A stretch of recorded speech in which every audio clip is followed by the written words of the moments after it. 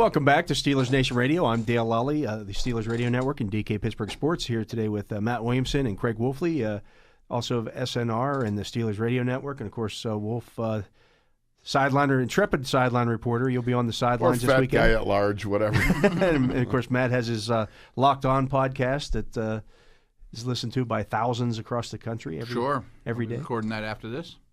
Picking all 4 games. Picking all 4 games. Yeah, well, that's a perfect segue into picking this game. We might, we should probably just pick all 4 games. There's only 4 games this week, so that's true. We can roll through those 4 games this week and really make Wolf start. Really make him uncomfortable.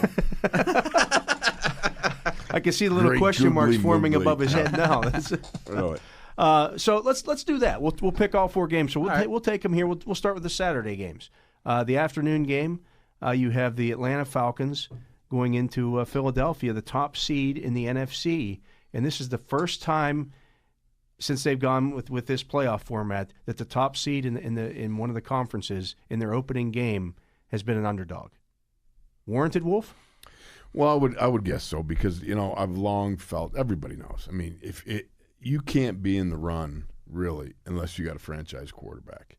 And that's where it begins and where it ends. Hopefully for the Steelers that will be, significant too. But, when you lose a guy like Carson Wentz, you've lost so much. I mean, this guy, I can't extol enough the virtues of this guy and what he means to that team. And he certainly has grown to a huge leadership position. And so to have Nick Foles step in like this at the end, to me, it's tough. It's tough on a team. Especially when you got a guy like Matt Ryan who's proven he can be, he can zing through the playoffs. Matt, how much of the Falcons or how much of the Eagles have to change their offense with Foles at quarterback as opposed to Wentz? Well, they traded for Ajayi halfway through the year, and they've kind of been keeping him in bubble wrap a little bit, but I think now you unleash him and you try to run the ball like crazy. It's a good offensive line. They have weapons. The thing about Foles, though, is, obviously he's worse than Wentz at everything, but he's a real slow – everything about him's slow and deliberate. He's a slow processor. His delivery's slow. He's got slow feet. Everything's a tick behind. That's tough, man. That Falcons defense is fast and athletic, and they're really, really playing well. Both sides of the ball. Matt Ryan's very battle-tested, as you guys said. I think they're favored by like 2.5 in Philly, and I bet they beat him by more than that. Yeah, I agree. I think the Eagles are one and done in this playoffs, which is a shame because they had a great season. Yeah, 13-3 and go one and done in the playoffs. But kind of like the Raiders last year. Carr breaks his leg in week 16 or something. Like, oh man. Yeah, the quarterback. But that's why the quarterbacks get the big bucks. They deserve it. Yeah. So I think we're all in agreement that the Falcons win that game. That takes us to the night game, the big one. New England Patriots versus the Tennessee Titans. Nobody thought the Titans would be there, yet there they are. Yeah, I wrote an article about how Tennessee's defense stacks up against the Patriots, and they're going to play a lot of man coverage, and there's a lot of Steeler overlap there with LeBeau and playing more man, and there's a lot of Steeler overlap there that they have no answer for Gronk. And I really think, and their run defense is very good. I noticed that Kevin Byard, their safety, didn't say we have to make Gronkowski look like Mercedes Lewis. No, he did not say that. Big problem. And I really, typical LeBeau doesn't give up a lot of big plays, stops the run. Now they do it through man coverage. But I think Belichick's going to say, "Hey Tom, get in the shotgun, detach everybody, dink and dunk them to death." That they have real struggles against we're defending running backs in the passing game, and on the other side of the ball, they're going to try to shorten the game. Lots of that big boy Henry and try to keep Brady on the sideline against a not very good front seven, but Belichick's going to put 11 in the box. Yeah. I would love to see a puncher's chance at this, with the Derrick Henry with a rough and tough offensive line. Russ Grimm has got those guys playing pretty well there. And you hope that maybe I'd love to see obviously Tennessee, because Mike Mularkey, he was a teammate of mine, and a lot of Steeler overlap with that team. Yeah, too, sure. you got a huge amount of that. But again, how do you bet against a Tom Brady in New England where the phones never work? I think they're 9-0 in their history in Saturday night playoff games. Oh, really? They're not going to lose that game. No, I don't think so. It's like a 13.5-point spread. It may not be enough. I think they go in there. And the Titans, nice season. They probably saved Mularkey's job as surprising as that is last week by winning that playoff game in Kansas City. But it comes to an end here. I think they should be pretty happy that they won a playoff game on the road. Yeah, I'll give you 13.5 too. Wow. Yeah, I think New England puts a hurting on them. Well, we'll save the Steeler game for last. So that takes us to the other game in the NFC. That's at Minnesota, which is also the site of the Super Bowl this year. The Minnesota Vikings host the New Orleans Saints, maybe the marquee matchup of the weekend. Yeah, I think that's the best game of the weekend for sure. I don't have a strong feeling about it. I feel like people are sort of sleeping on the Vikes because they haven't seen them in a while. But that defense is every bit as good as Jacksonville's. More consistent, better coached. I think that's going to be a really difficult place to walk into. But Breeze has the edge over Keenum, and we keep going back to quarterbacks. And would it shock you? Good running game. I mean, two really great good backs. Running game, yeah. Right. And those backs are dynamic. Defense is better.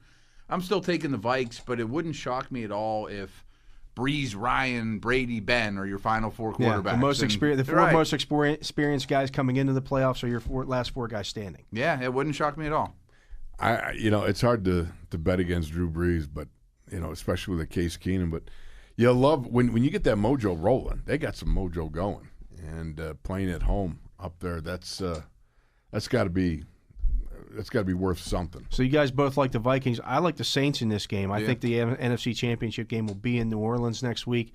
I think the NFL's string of not having a team host the Super Bowl and be in the game, I think that continues. Did you hear about this, by the way? That the NFC team in the Super Bowl is the away team.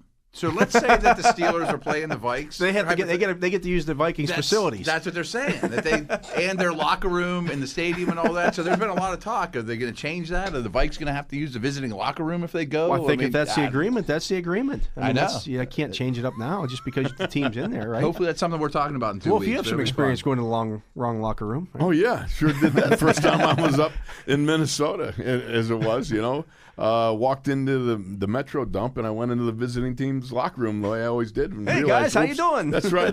This is the New Orleans Saints, and I'm not supposed to be here. Would that bother you, though, as a player, if by chance there was a game in Three Rivers and they said, you don't the other like guys that. have your locker room? No, you don't. You wouldn't want that at all. No, right? Not at all. Typically, the visitor's locker room isn't as nice. Oh, of course not. It's not. It's not all Some people tricked paint out them pink. And, it's the same reason it's like Jack Lambert when the shiny pants first came out, and he said, "I don't want those. Those are like disco pants. Give me the old pants."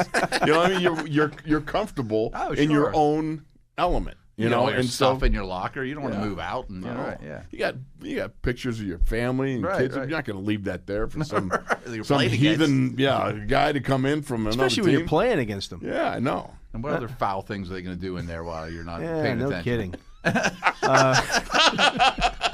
For the next time you come in. All right, so that brings us to the marquee matchup here in Pittsburgh. That is the Pittsburgh Steelers hosting the Jacksonville Jaguars. Wolf, what do you got? Oh, man. I'm going to start right off with you. I think I'm going to go large, like El Tomasino said, and say 63-3, right, Tom?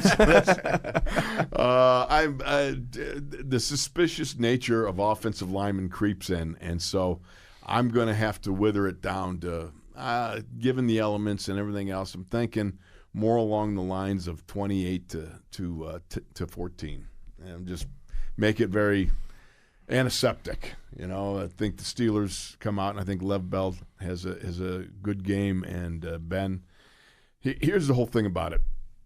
For some players, some people look at this as a revenge game. For every player, it's different because you got those one-on-one matchups. And I do believe in the Doc Holliday, tombstone, talking about Wyatt Earp. Yeah, it's a reckoning. It's about setting things right, meaning he's not a 5-interception guy. And it's not a back-to-back pick six guy that you're going to see often. You're going to see a guy that comes out, and I think he's going to have command of the ball. He's going to execute this offense. I think there goes some uptime. They move things along pretty well and put the pressure on the Jags. I think they can run the ball right at these guys, even with Marcel Darius, though.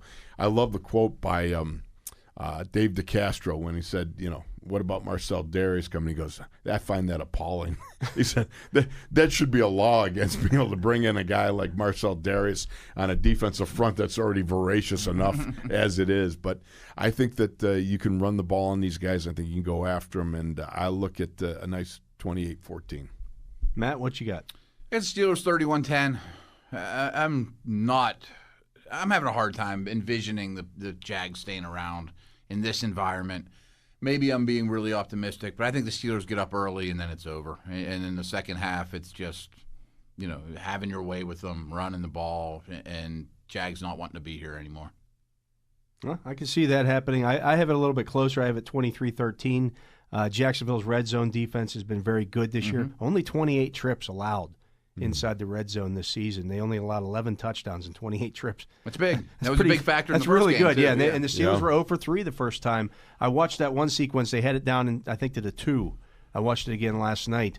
A couple of incompletions. Just really not a good session there. A good series of plays for the Steelers down at the goal line. I think they learned a little bit. I think they're a better team now than they were back then, especially offensively. I think they've kind of figured out who they are and what they want to be.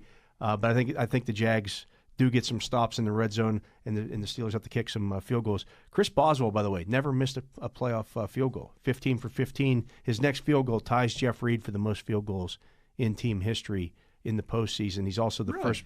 He's also got the NFL record for most consecutive made field goals to start his playoff career, 15 in a row. So every kick he makes after this extends that record just a little bit more. But I think the Steelers win this one. More field goals than Gary Anderson and Jarella and those guys. Surprising, isn't it? Yeah. A lot of playoff games around here. So Anderson here is a long time. He's got 15. I think he kicks 3 more, and the Steelers win 23-13 in this game.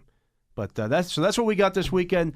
We were all in agreement, except I have the Saints going into Minnesota. You guys both like the Saints, but other than that, we're in agreement. We'll see how right we were when we're sitting here next Friday, possibly talking about the AFC Championship, either being here or in. We're here no matter what next Friday, though, right? We are here no matter what. Minimum. Yeah. And we got one more segment to go here. We got to talk about our key matchups of the game, and I got a couple other nuggets to throw out there when we come back. He is Craig Wolfley. That's Matt Williamson. I'm Dale Lolley. You're listening to Steelers Nation Radio. And we're back for our final segment here on Steelers Nation Radio as we continue to break down Steelers versus Jaguars. I'm Dale Lolley of DK Pittsburgh Sports and the Steelers Radio Network, here with Craig Wolfley and Matt Williamson, also the Steelers Radio Network. And guys, a lot of big matchups in this game, a lot of key matchups in this game. I have a couple in mind of my own, but I'd like to hear what you guys think are going to be the reason why the Steelers win or lose this game. Matt, we'll start with you. Yeah, let's talk about a bunch of them, but the one that you kind of touched on last segment, I just want to make sure everybody knows, and I'm not sure I even believe the stats on this one, but in both facets, when the Steelers have the ball and they were on defense, the numbers tell you red zone really favors Jacksonville. And you would be surprised at that, with Jacksonville has the ball. The other side doesn't shock you all that much. Yeah, their offense scores well. They actually do okay there. They have some big receivers. They got a big, powerful running game. And frankly, the Steelers' defense hasn't been that good in the red zone, although it's a small sample size because they allow long touchdowns instead of short ones. That doesn't sound good. No, it didn't sound great. But that's one of the areas that worries me for Pittsburgh. Mine, I'm being the hog that I am. And the guy wasn't here the last time, but what I would call my classic Jurassic Park meteor matchup would be Calais Campbell and Marcus Gilbert, and I'm really looking forward to that. That's kind of like watching a heavyweight bout, and you got front row, and I am really excited to watch this. Look, Calais is one of these guys that 14 and a half sacks. He's got 30 quarterback hits. He's one of these guys that he's so powerful and strong and yet agile. And when he plays on the outside, he tries to he'll try to trap the hands, but he goes immediately to a bull rush. Most guys, when they trap or knock down the opponent's hands, the offensive lineman, they'll knock down and their own hands will drop down by their waist. But Calais doesn't. He hits and then goes right for the chest. So he keeps his hands high, which could be a problem because Gilly punches really well. So these guys in locked in mortal combat, in the close quarter combat that is going to be this Sunday down there, I'm looking forward to that. And then, of course, Calais, being the kind gent that he is, he moves around. So when he goes to the inside and he shares the wealth a little bit. He shares the punishment around, And so the thing that's interesting, when he lines up on the inside, when he gets to the 3 technique, he'll get about 1.5 yards off the ball, which is very interesting because it's obvious. If you can get on Calais quick, you got him. But if he gets on you quick, he's got you. He's pretty long. So yes, so I can see this now. If it was me, all right, and he's on the inside, I'd be trying to jump him, close quarter combat him, even to the point where, as I did, and I was much chagrined on 3rd and 10.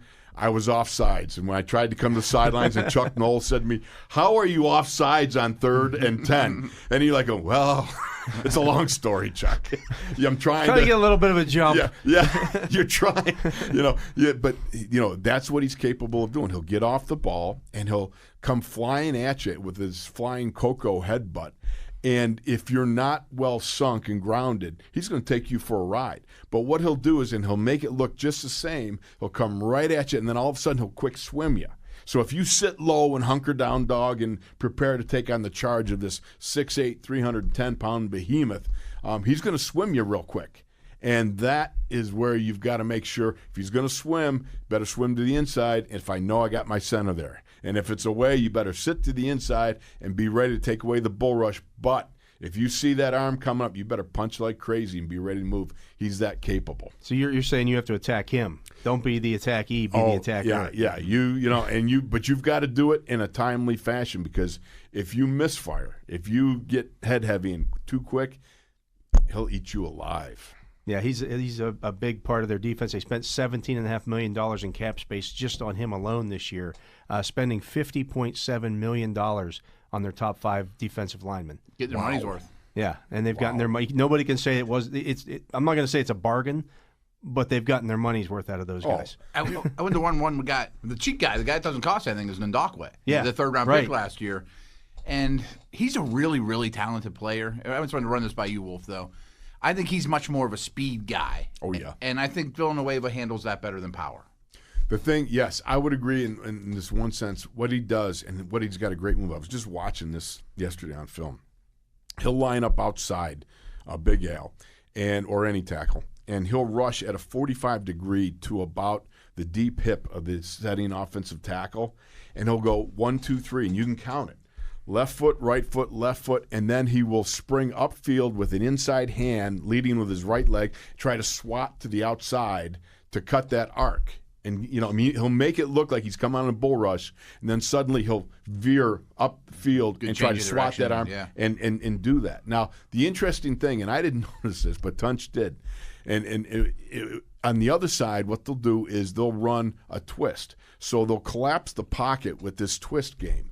On the other side of that, they'll run just a mush rush, that Ngakoue running up the field, and if it's Calais is over the guard, he's just going to bull rush, and they'll collapse the pocket like that. And so you'll have this scraping twist action, forcing some action from the right side where Ben can see it, and then from the back side, you got Ngakoue trying to shave the arc, and you got one big power rusher coming up the middle. It's kind of Patriots-like. Yeah, it's. I mean, this is interesting, and so I have to credit Tunch with this. He picked this out. I'm looking forward to seeing how are they going to handle this, because that's obviously what they're trying to do is create that speed rush lane for Ngakoue, and yet have the bull rush with the twist and Malik Jackson and everything. So it's going to be mayhem, is what it's going to be. So I'm looking forward to watching. Yeah, the Patriots like to do that. They'll have one of the outside guys go out to the outside, or one of the ends go to the outside. The other one will try to go to the inside and see if they can't force some kind of. It's interesting, and it's got to be working because Calais Campbell's got 14.5 sacks. Yeah,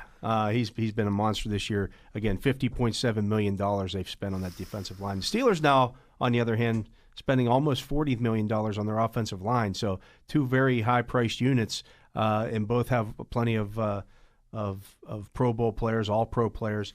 The interesting thing about Ngakoue, he and Aaron Donald, the only 2 defensive linemen this year in the league, to both have at least 12 sacks and 5 forced fumbles. So that's something to keep an eye on. The Jaguars have 5 scoop and scores this year on defense. They had the 2 pick sixes, both coming against the Steelers. They scored 7 total defensive touchdowns. The other 5 were on scoop and scores, and Ngakoue has one. Calais Campbell has one. So a lot of the guys in the front 7 have those scoop and scores, and you wouldn't necessarily think of that. Calais Campbell picking up the ball and running with it, but he does everything well. Yeah, he really does. They can really get after it. It's certainly possible, but I almost feel like they need one of those to win this game. At least one, and that would be tough to overcome. Their offense is going to need some kind of help.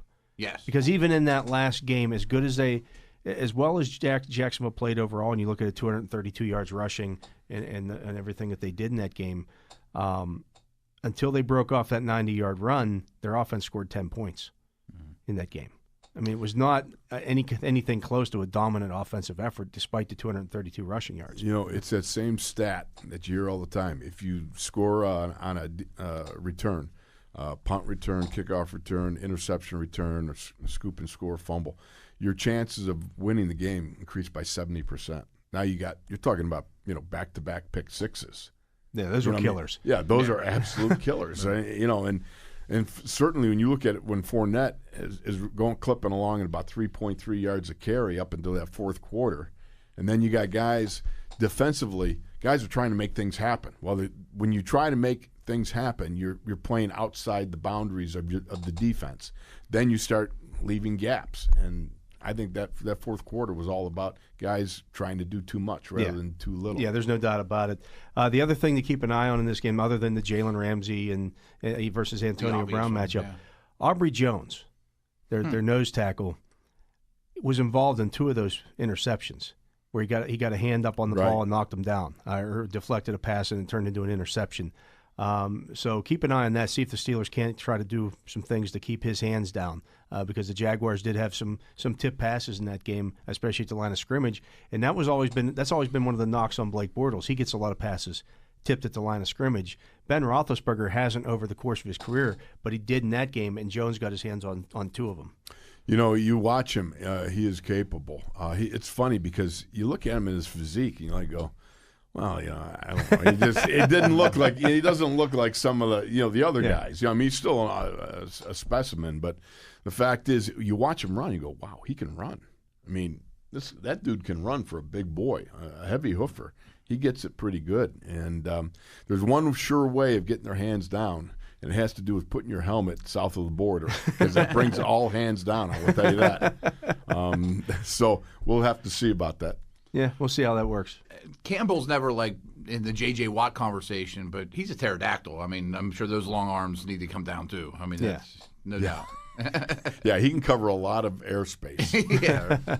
So we'll see if that can be a factor in this game. Of course, as I mentioned, Antonio Brown against Ramsey and Bouye, and how their cornerbacks handle the Steelers receivers, also a big part of this game.